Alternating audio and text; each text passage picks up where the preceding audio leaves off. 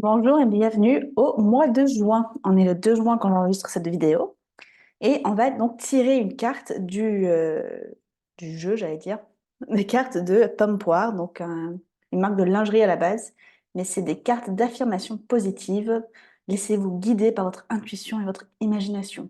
Et ce que j'aime bien faire, c'est tirer une carte chaque mois et faire le lien entre la carte, entre l'affirmation de la carte et le cycle menstruel ou la symptothermie, enfin voilà. Alors, c'est plus ou moins lié, hein, c'est dans le sens où des fois, c'est juste quelque chose qui m'inspire et après, je fais un petit monologue dessus. Là, l'idée, si la carte veut bien sortir, c'est hop, quand même de montrer comment la symptothermie, comment l'observation du cycle menstruel peut tout à fait nous aider à mieux vivre, en fait, à prendre des décisions qui nous correspondent plus, hop, et qu'on peut tout à fait lier, du coup, le cycle avec des affirmations. Alors j'aime bien en fait mélanger les cartes et voir s'il y en a une qui ressort, voilà, comme ça. Hop, et ben, c'est le truc pour dire comment ça, on utilise. Bravo, Naïs. Bienvenue dans l'univers pomme-poire. J'ai pensé ce jeu de cartes d'affirmations positives pour éliminer votre quotidien et vous rappeler chaque matin de penser un peu plus à vous. J'espère qu'il vous aidera à voir la vie du bon côté et vous accompagnera dans votre cheminement personnel. Oh, gentil, merci Anne Montaigne, cofondatrice de Pomme-Poire. Voilà, c'était peut-être pour m'aider à expliquer le but de ces cartes. Alors, la carte c'est Je libère ma voix pour être entendue et écoutée. Je libère ma voix pour être entendue et écoutée.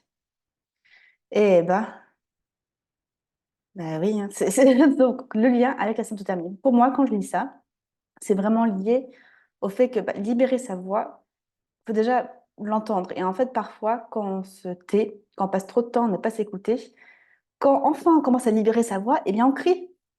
Au lieu de juste dire ce qu'on a à dire, on le crie, on le dit d'une manière assez agressive, voilà, du style, voilà, on n'ose pas dire ce qu'on veut, on attend que les autres proposent, hein, donc si on veut, par exemple, plus de desserts, mais personne nous en propose, on se dit, j'aimerais bien une deuxième part de gâteau, j'ose pas, j'ose pas. Eh bien, le jour où on ose, le jour où on libère sa voix, on va dire, mais moi je veux du gâteau. Ou on va dire, mais personne ne m'a demandé si j'en voulais moi. Des choses comme ça. Donc attention, parce que c'est vrai que nous, on est comme ça, et le cycle est comme ça aussi. Le cycle, il va nous envoyer des petits messages, des petits soupirs, des murmures, des chuchotements. Et si on n'écoute pas quand il chuchote, eh bien, il va crier. Donc ça, c'est tout à fait pareil. C'est ce qu'on voit avec le cycle menstruel, hein. Des fois, on vient, on me dit, mais oui, donc je pense que ça y est, j'ai observé mon cycle, mais il y a un truc bizarre, non?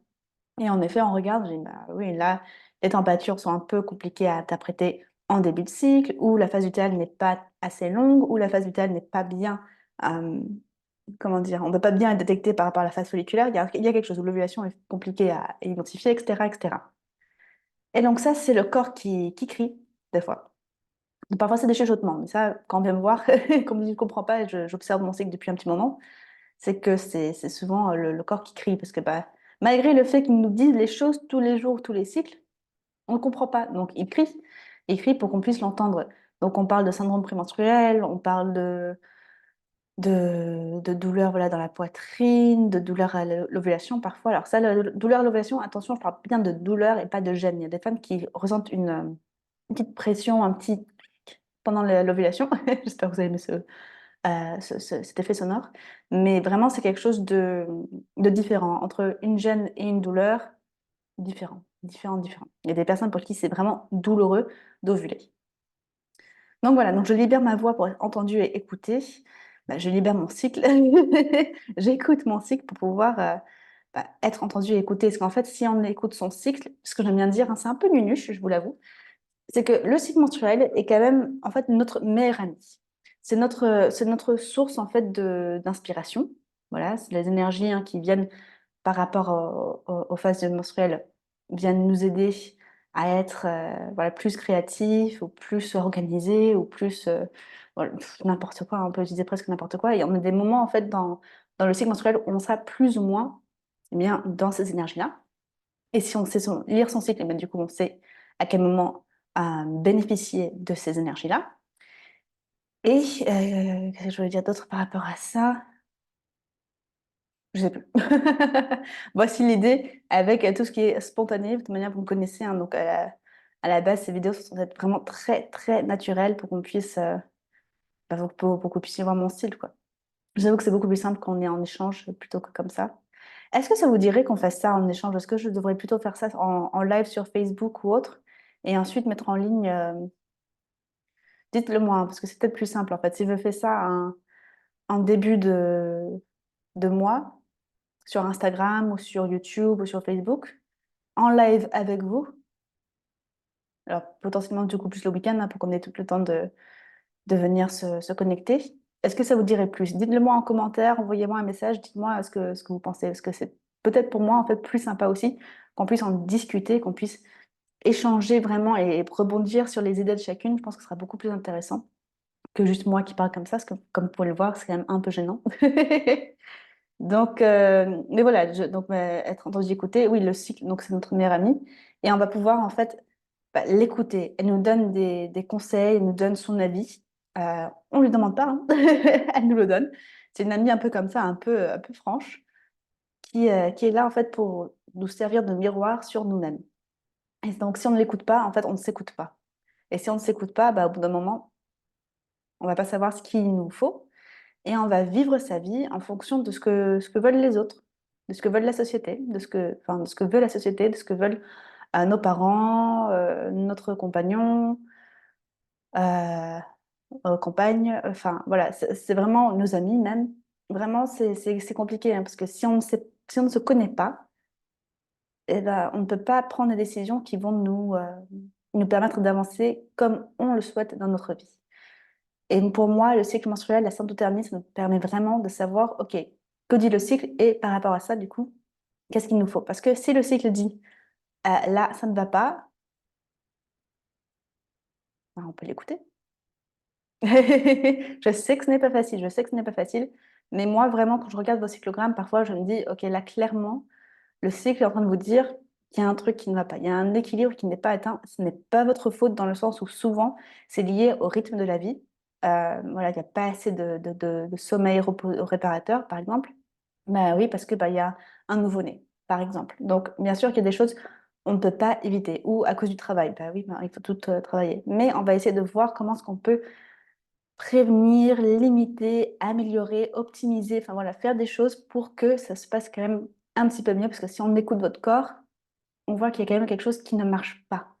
Ça ne marche pas. Et l'idée, surtout, ça c'est pareil, ça s'applique aussi au nouveau-né ou à l'enfant très jeune, quand il ne fait pas toutes ses nuits, etc., on sait que c'est temporaire, la plupart des cas. C'est temporaire. Donc ça aussi, c'est clé, clé, clé. C'est comme le stress. Bien sûr qu'il y a du stress dans la vie, bien sûr qu'il y a de la tristesse dans la vie, mais c'est temporaire. Ça ne veut pas dire qu'on ne va pas le prendre en compte parce qu'on va l'ignorer, parce que bah, voilà, c'est temporaire, donc on s'en fiche.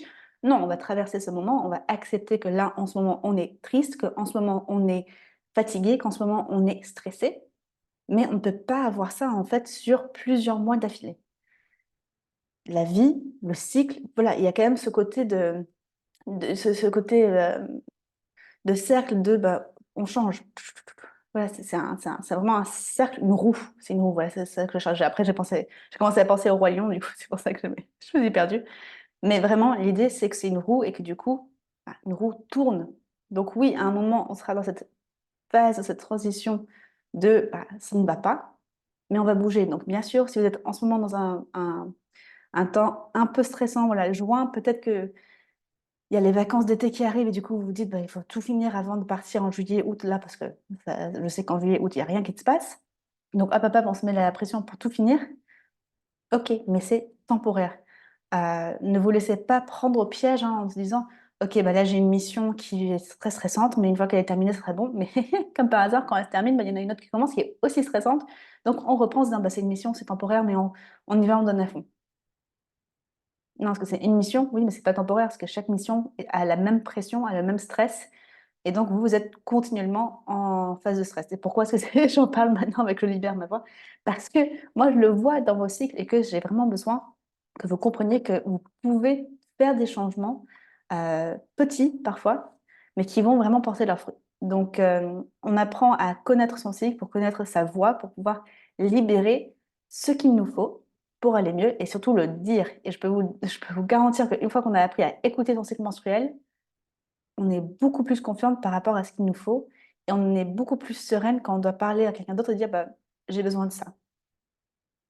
Voilà, le nombre de femmes que je connais maintenant qui pratiquent ça tout dernier, qui me disent bah, je sais qu'en phase lutéale, je peux dire bah, à mes amis, même à mon boulot parfois, et bien sûr dans ma famille, hein, bah, voilà, je suis comme ça, je suis en phase lutéale, j'ai besoin de plus de calme ou je n'ai pas envie de parler, etc. Après, bon, il y en a qui disent, ah moi, j'ai mes règles demain, donc ne me parlez pas aujourd'hui, sinon je vais vous arracher les yeux de la tête, enfin je ne sais pas. Des fois, c'est un peu violent. Et je me dis, là aussi, on revient à ce que je disais plus tôt, c'est parce qu'on ne s'est tellement pas écouté avant que il y a un équilibre qui doit se faire. Et donc, si on est trop gentil au début, bah après, à la fin, on dit non, mais allez-vous-en, on est super agressive, super violente.